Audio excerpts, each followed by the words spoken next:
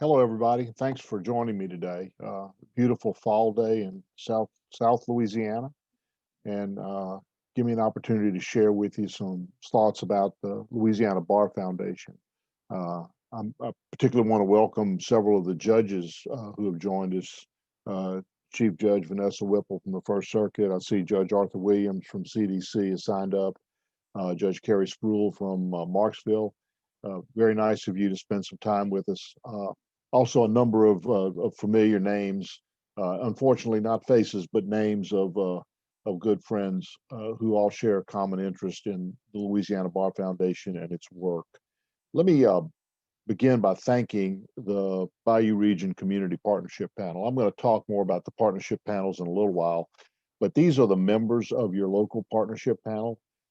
Very pleased that Teresa King agreed to chair the panel again this year. Teresa's on the call. Thank you, Teresa. And Teresa, I will volunteer you as a point of contact for anyone who wishes to know more about the work of the Community Partnership Panel, or maybe even to join the panel. The membership of this panel is very robust. It represents the very best of our profession in the Bayou region.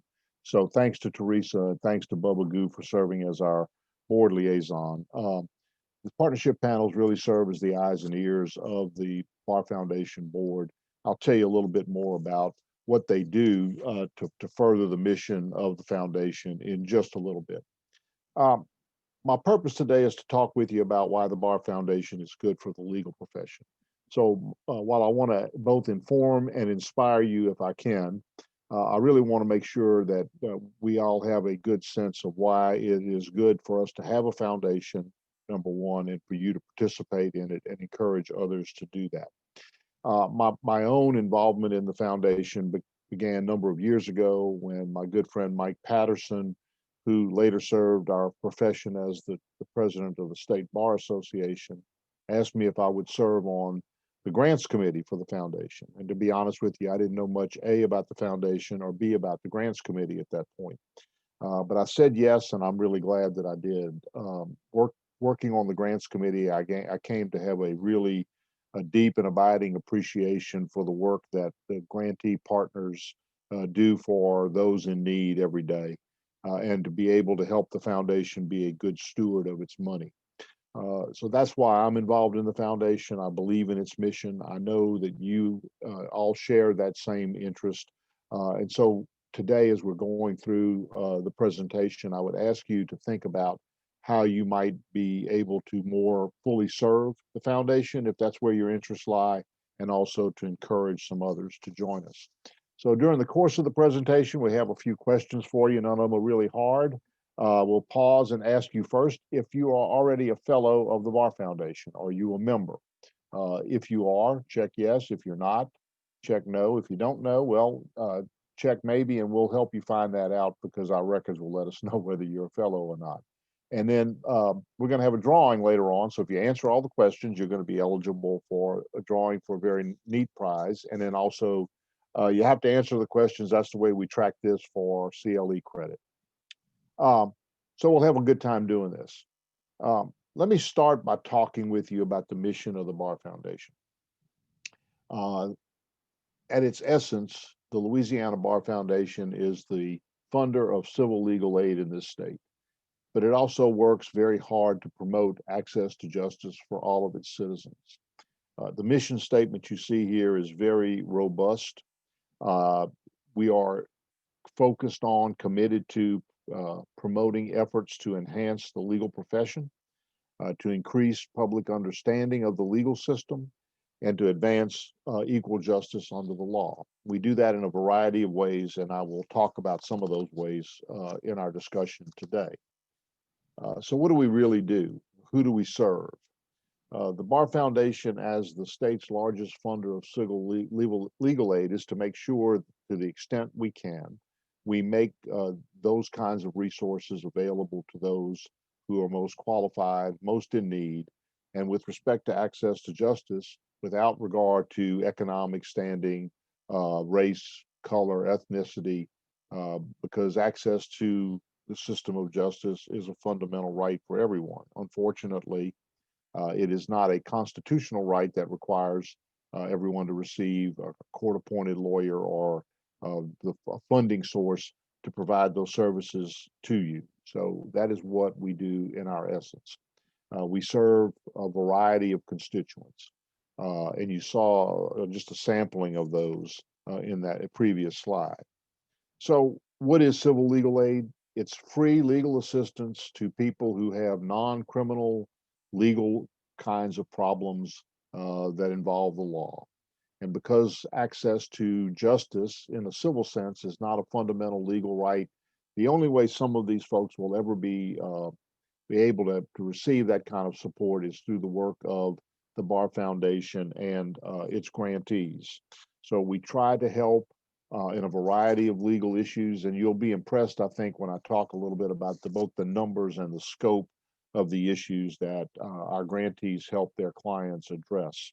And when we do this, not only do we serve an individual or a family, but we really think that the civil legal aid services that we provide strengthen our communities because they strengthen our families, they strengthen our economic stability, they make people secure in their homes and in their relationships, and frankly, we safeguard their economic well-being, which is often a driver to their ability to remain as a family and be productive citizens, not otherwise dependent on the state.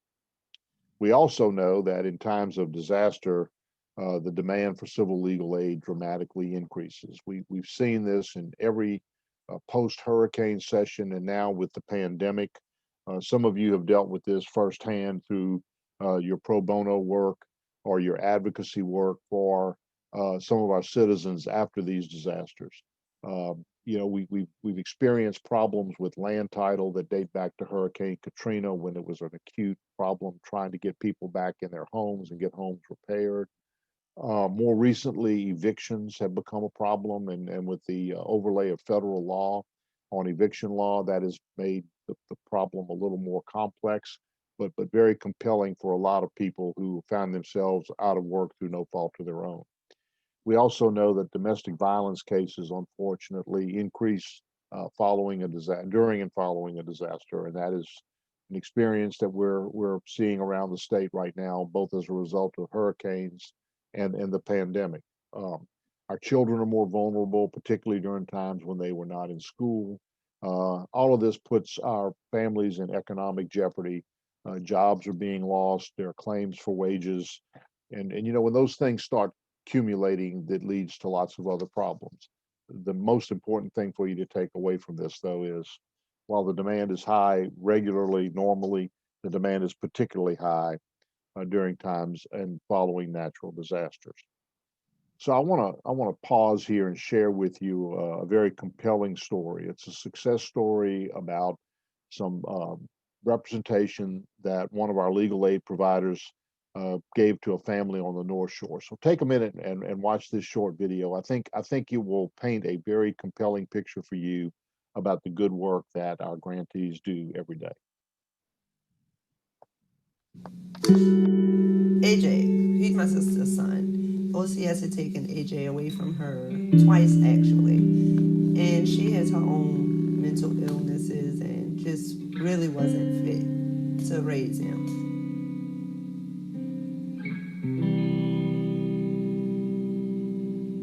When he pulled up his shirt, there were marks, bruises, like lashes all over him.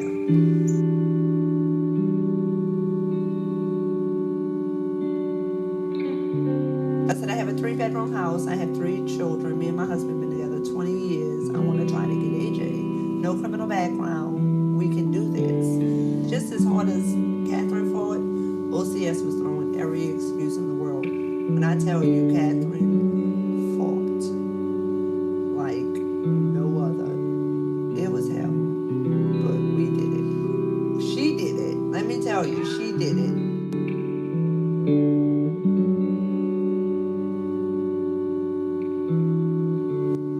He's doing a lot better. Now, when he was in that care, he would fight teachers, suspended every time he turned around. Since I've had him, he's never been suspended, never had a detention. His grades went from all F's to B's.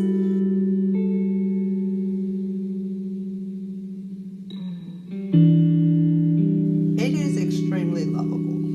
loves to be hugged and held, and whatever will get you to smile makes him smile. He's here, and he knows that somebody loves him. So I'm not gonna turn my back on you. You're not going anywhere no more. You're here.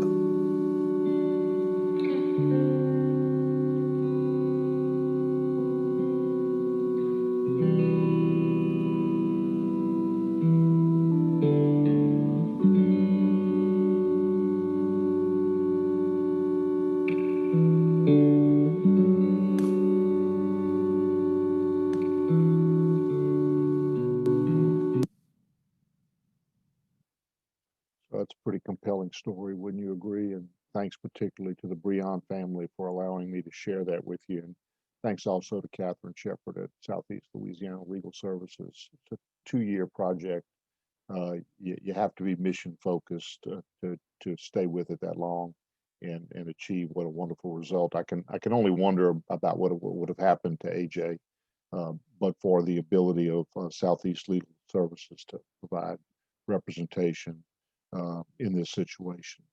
So I mentioned that the Bar Foundation provides funding for civil legal aid. It's not a direct provider. Instead, the services are provided to clients through a great network of organizations, some 70 in number, located in every parish in the state. And they provide a variety of services. I'll talk a little bit about those categories in just a minute, to those who are in need. And you saw from this previous presentation that 75% of those who are eligible for civil legal services may not receive the services they need because of inadequate funding.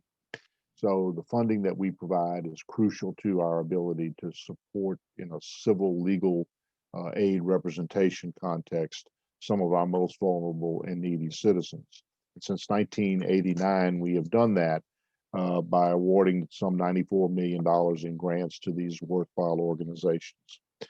The organizations that receive grants fall into a variety of different categories. And on the left-hand side of the slide tells you the categories, and that's about how the grants committee of the foundation is organized. And these subcommittees of the grants committee study, vet, investigate applications for grants every year and make recommendations to the board. On the right-hand side of the slide, you will see some of the grants that affected your region directly, and you will see a lot of familiar names, and I'm sure that many of you are affiliated with these organizations and know the good work that they do. Children's legal services would involve things like AJ's situation, and also our children in need of care, which you see down at the bottom of the list, which is a state-funded program through the Legal Services Corporations that represents children who are about to be placed in foster care. We took over the funding of that, the direct funding of that program from the Louisiana Supreme Court year before last, and I'm happy to say we've been able to increase the amount of money the state has made available to provide that sort of representation.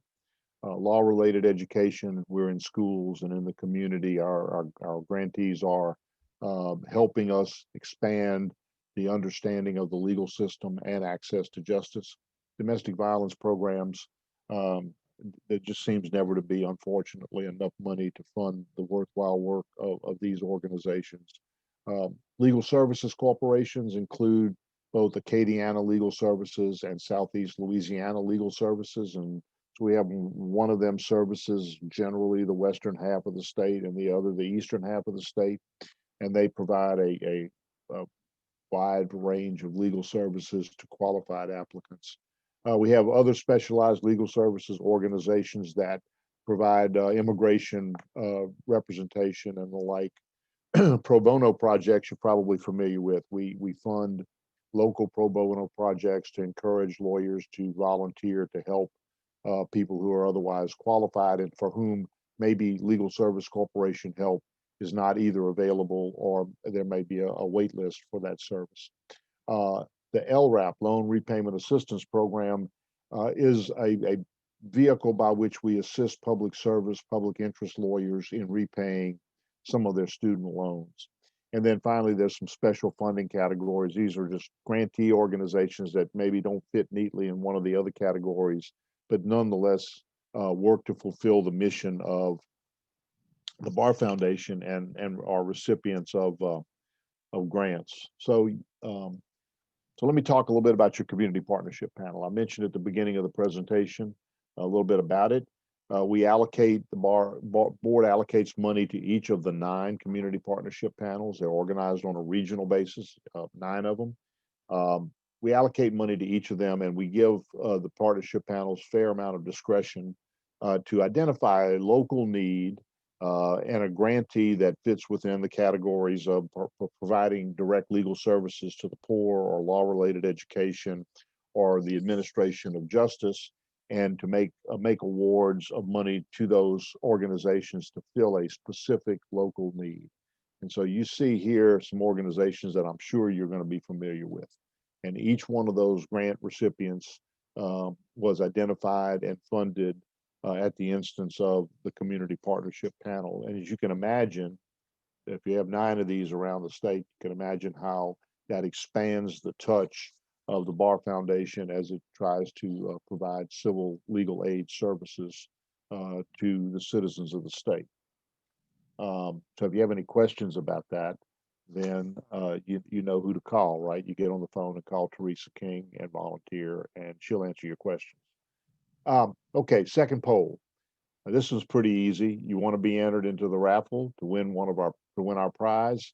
That's a yes or a no. If it's a maybe, we're going to treat that probably as a no, and you're likely not going to win. So this is easy. Check yes, and we'll enter you into the raffle, and then we'll draw for this prize at the conclusion of the presentation and let you know if you won. So up until now, I've been talking about programmatics, where the Bar Foundation spends its money, telling you a little bit about the grantees and the work that they all do. So you might be interested about the funding side of the equation. So where does the Bar Foundation get its money? Of what is the Bar Foundation a steward? So here are the sources of the monies that the Bar Foundation receives every year. The largest single source is interest on lawyer trust account monies. So y'all all familiar with this. You have a trust account, Rule 1.15 of our rules of professional conduct. The Supreme Court has established guidelines for the use of interest that accrues on these transient deposits. The Bar Foundation is the recipient directly of that money from the depository banks. And we use this money to make grants to the 70 or so worthwhile grantees that provide direct legal services to the poor in the state. An interesting note about this is that the amount of money that we receive from this source is directly tied to interest rates. When interest rates drop, the amount of income the Bar Foundation receives drops. And you all know what interest rates are doing now. It's going to put some additional pressure on us and present some additional challenges to make sure that we're able to fund our grantees in a way that continues to provide these services. I mentioned Children in Need of Care. That's a state-funded program for which we receive an appropriation from the legislature each year. Cypre money usually involves some money that's left over in a class action proceeding or a settlement. If you are a district judge, or you know a district judge or a court of appeals judge, and you just want to put in a good word for the Bar Foundation about some leftover money, I guarantee you we will graciously accept it and put it to very good use. Pro hoc vice fees. A few years ago, the Supreme Court increased the amount of the fee that an out-of-state lawyer was required to pay in order to qualify to be admitted on a pro hoc basis. We receive half of that fee now, and it's a fair amount of money. And again, we put that to good use. Unidentified and unclaimed funds. These are monies in lawyer trust accounts that for which the lawyer cannot identify the proper owner, some client, or maybe a client long ago, and the records just don't identify who the client was, or funds that are in the lawyer's account that just the client won't claim, can't be located. In either event, after 2 years, lawyers transfer that money to the Bar Foundation, and we get the right to use it. but we have the obligation to refund it to the proper owner upon proof of ownership. We receive money from external sources such as family foundations and other granting organizations that support our mission. And then finally, I'm very pleased to let you all know that for the last 2 years, the Louisiana legislature has appropriated the sum of $500,000 in each year just to provide general civil legal aid support to the citizens of the state. For a long time, about 8 years, Louisiana was the only state that did not provide some public support for civil legal aid. That's been reversed, and we're hoping that we've demonstrated that we put this money to good use, and that maybe we can get an increase in this appropriation. So, who's the recipient? Why is it important that we increase our resources and we're good stewards of our resources? When you look at this slide, one of the most compelling bullets on it is the fact that we have 1.8 million people who are potentially eligible for civil legal aid. Now those are people who are living below the federal poverty level times some multiplier.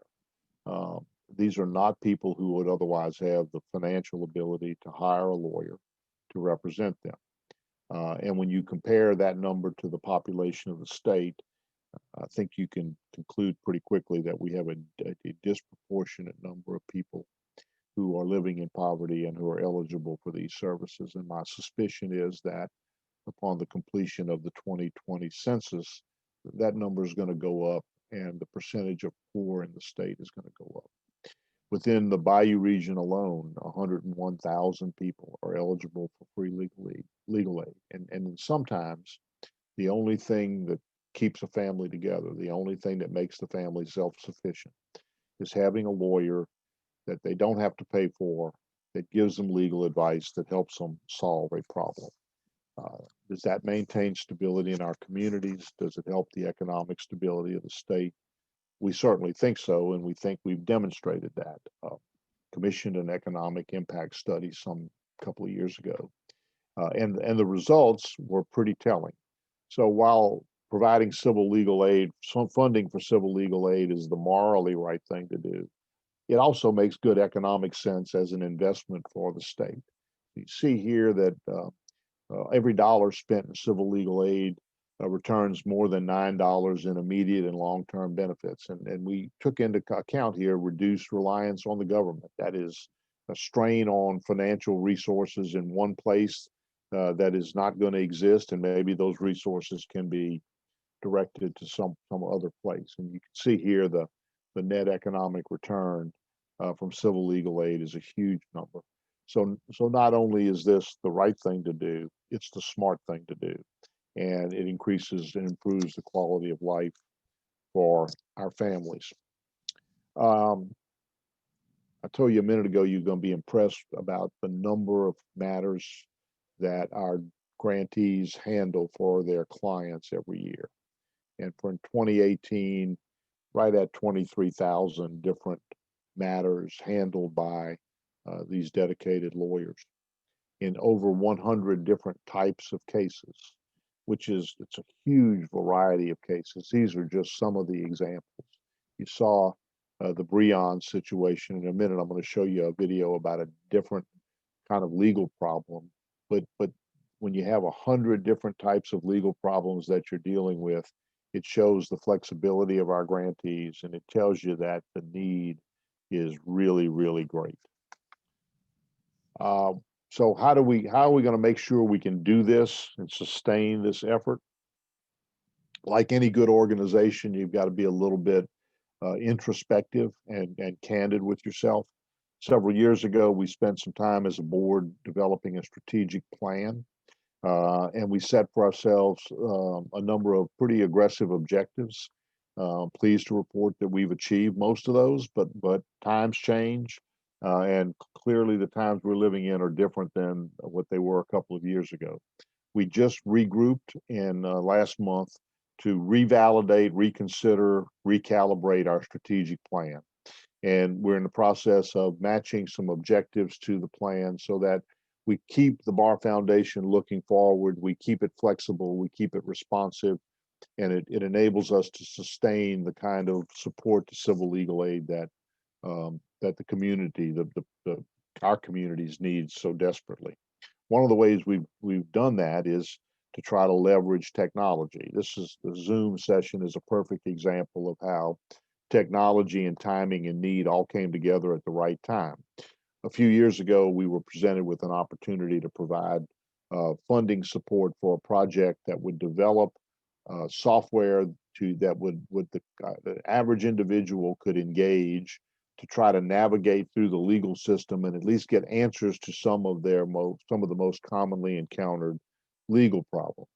A very talented woman named Amanda Breon led the charge in developing the Louisiana Civil Legal Navigator with guidance provided by an organization headed by former Bar Foundation President Mike Street of Monroe.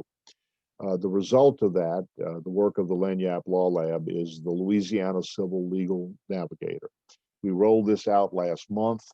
I would encourage you to go to this website and to see how it would help a client, just a person in need of legal services, perhaps get some answers to their questions in a setting that does not involve direct communication with a lawyer. It gives us a way to expand services without unduly taxing limited resources. Right now, the Navigator provides information with respect to divorce, child custody, some landlord-tenant issues, and some unpaid wage employment issues. The next steps will be to try to expand the subjects that we're covering. And in that regard, here's another place where you might be able to help. We're looking for ideas about what subjects are commonly encountered. Can we address them? We need some subject matter experts to help guide this process and to test the results. So if you're interested in helping with this very exciting and dynamic project, let us know and we'll put you in touch with Amanda and her crew. So now I want to share with you another story. It's a brief vignette about another gentleman, someone who's pretty close to your home, resident of Thibodaux, who had a legal problem, certainly not of his making, but for which he received free legal assistance. And I think you're going to be impressed at the end and what it incentivized him to do for himself and his family.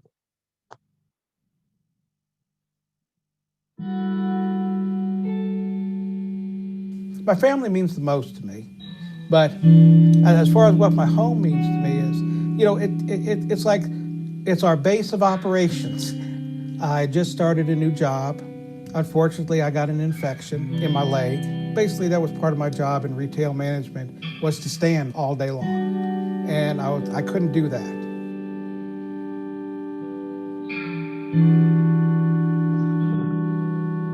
I've been paying on my mortgage for about 7.5 years. Always on time, always faithful.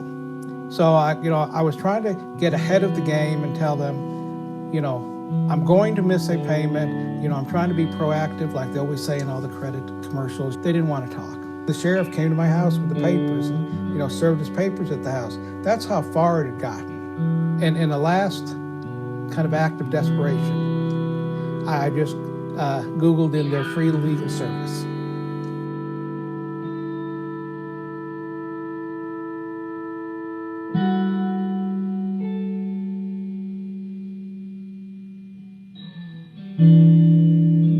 Crystal had the law pulled up on her computer screen there, and we were talking to the mortgage company on the phone, and she's telling them that this wasn't a choice for them whether to do it or not.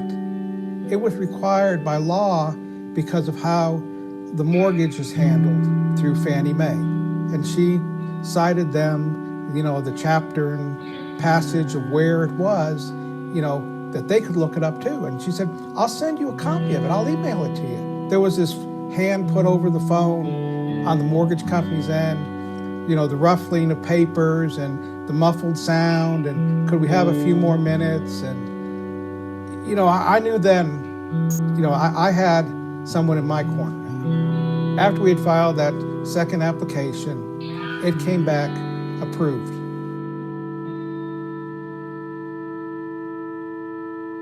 The one thing it did for me was to inspire me to do something on my own. So I shopped around. I was able to get insurance to a local company here in Thibodaux. Between what Crystal did for me and what the insurance did for me, it almost cut our mortgage payment in half. You know, we can pay our other bills, we can start getting caught up on things now. I don't know where my family would be. I mean, I have a wife and 2 sons. We have no idea where we'd be today if it wasn't for Crystal keeping us in our home. My name is Robert Bunting. I have a wife named Karen, and I have 2 boys that went to high school and going to college here. We've lived in Thibodaux for about 8 years now. We don't want to move. We want to continue living here. My kids want to continue living here. It's a great town to live in.